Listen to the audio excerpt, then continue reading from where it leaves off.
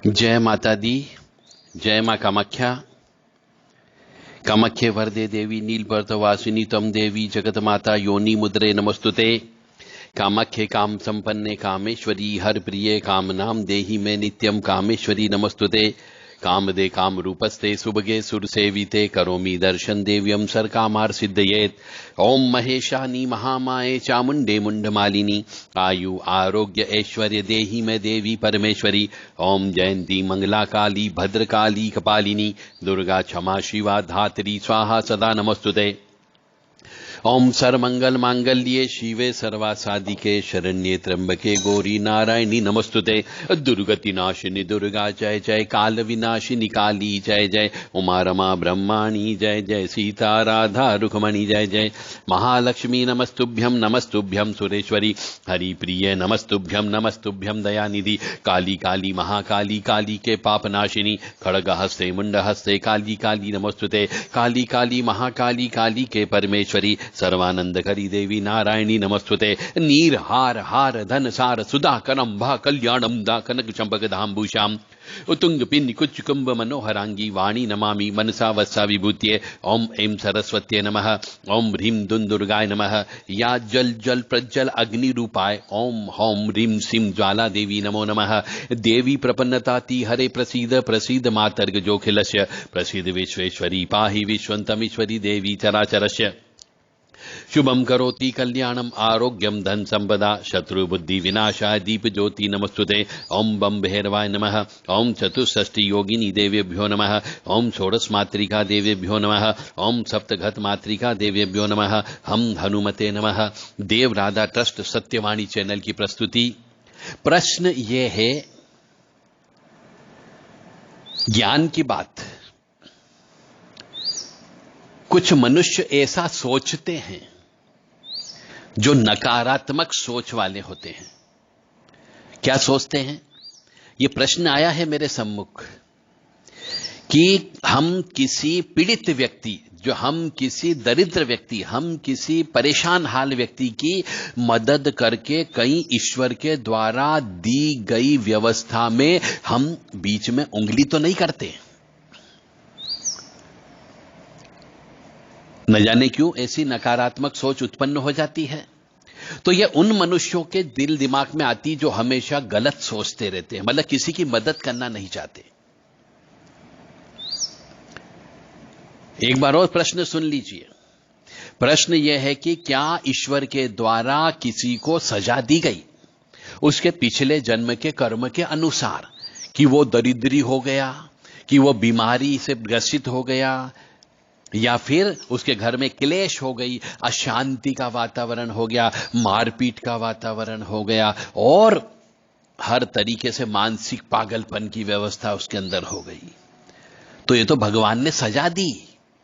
परंतु क्या अपन कोई मनुष्य ईश्वर के द्वारा चलाई गई व्यवस्था में, यानी पीड़ित व्यक्ति को मदद करके या उसकी समस्या से निजात दिला के, क्या ईश्वर के द्वारा चलाई गई यह सृष्टि, इसमें वो उंगली तो नहीं करता है?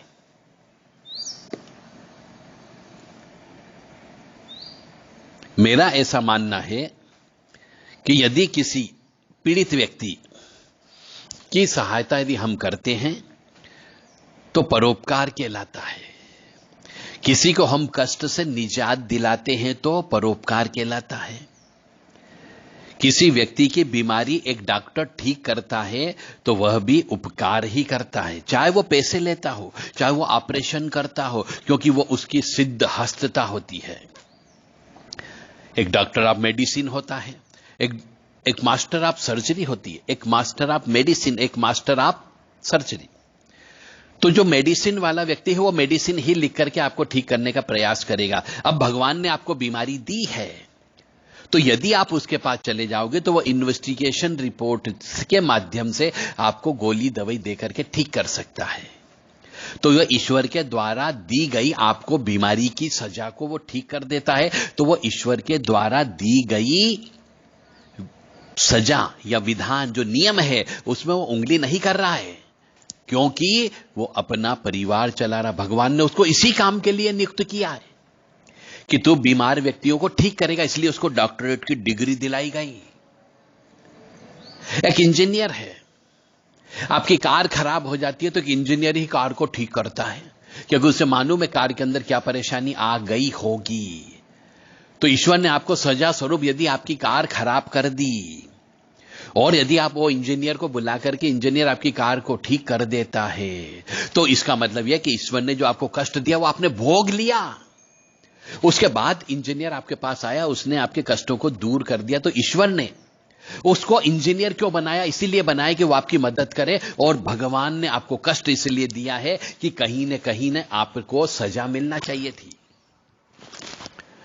इसी प्रकार से आपका कंप्यूटर खराब हो जाता है, आपकी वॉशिंग मशीन खराब हो जाती है, तो इसके लिए भी आप इंजीनियर को बुलाते हो, कंप्यूटर इंजीनियर को बुलाते हो, वॉशिंग मशीन के इंजीनियर को बुलाते हो, फ्रिज सुधारने वाले इंजीनियर को बुलाते हो।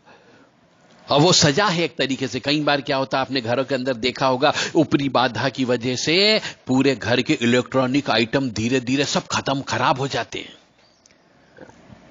फ्रिज खराब हो जाता है, ओवन खराब हो जाता है, इलेक्ट्रिक कुकर खराब हो जाता है, ये बिजली के बल्ब और मरकुरियां ये सब शॉर्ट हो जाती है।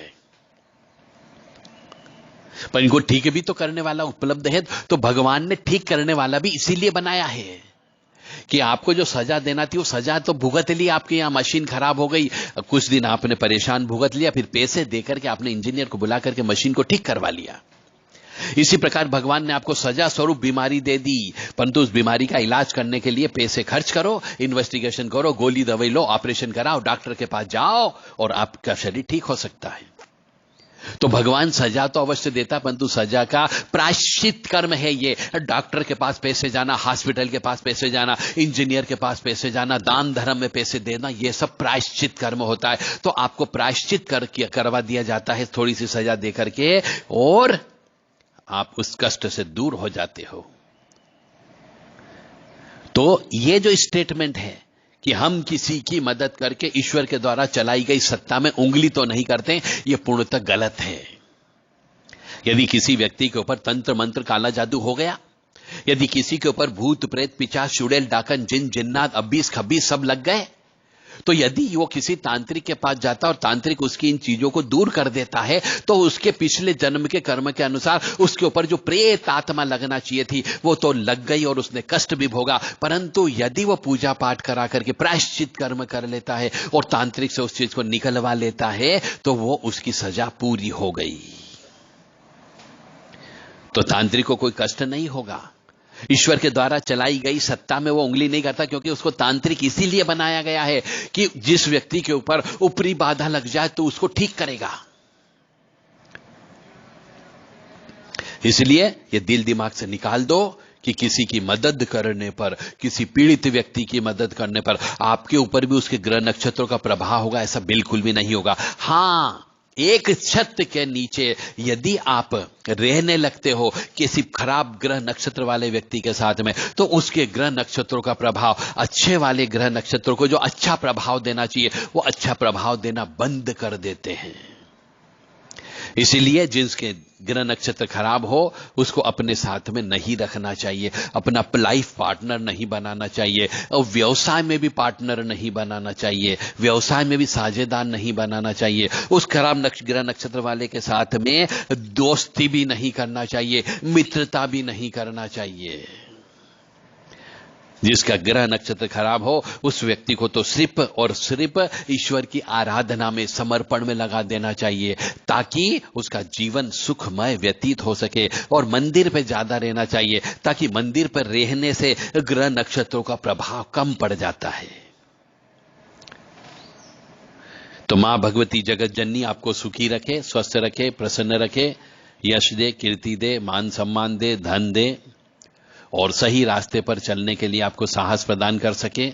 और यदि आपने पाप कर्म किए हैं तो उन पाप कर्मों की सजा अवश्य भुगतना होती है, परंतु पापों का प्रायश्चित कर्म करने पर सजा कम भुगतना पड़ती है, क्योंकि सजा स्वरूप, प्रायश्चित कर्म स्वरूप आप पूजा पाठ करके भगवान को भेंट दे देते हो और जो कराने वाला व्यक्ति होता है, पंडित होता है, आचार्य होता है, शास्त्री होते हैं, गुरु होते हैं, उनको आप दक्षिणा दे करके, यानी किसी न किसी तरीके से आपका धन तो आपको जाना ही जाना है, आपके हाथ से धन लगना है। अब वो धन चाहे पुण्य के काम में लग जाए, या डॉक्टरों के यहां पे चले जाए, या फिर इंजीनियर लोगों को दे दे, या फिर पुराने सामान को निकाल करके नए सामान खरीदने में खर्च करें, परंतु पैसा तो आपका खर्च होना ही होना है।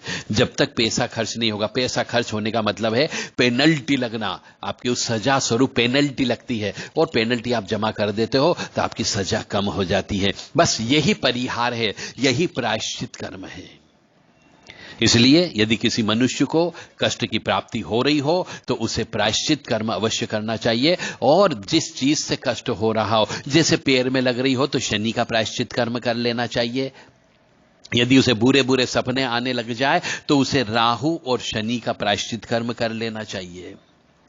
यदि उसको सपने में अपने बड़े बुजुर्ग पितृ मर गए हैं वो नजर आते हों तो फिर उसे पितृ दोष की पूजा करना चाहिए। यदि सपने में नाग मारा जा रहा है तो नाग पंचमी के दिन पूजन अर्चन करना चाहिए और हर पंचमी का व्रत उपवास करना चाहिए। यदि बुद्धि काम नहीं कर रही हो तो उसे चंद्रमा की पूजा करना चाहिए, यानी चतुर्थी का व्रत उपवास करके दान धर्म करना चाहिए। और यह सब प्रायश्चित कर्म है। और यदि आप प्रायश्चित नहीं करोगे तो कष्ट तो अवश्य मिलेगा ही मिलेगा, सजा अवश्य भुगतने के लिए आप तैयार रहिए। तो मां जगत जननी आद्य शक्ति भवानी का नाम लेते रहिए। वह जगत जननी है, बड़ी कृपालु है, दयालु है, स्नेहमयी है, ममतामयी है, शत्रुओं का नाश करने वाली है। इसलिए दुर्गा सप्तशती का हवन अवश्य करवाओ, कुंजी का स्त्रोत का पाठ अवश्य करो। जय माता दी, जय मां कामाख्या।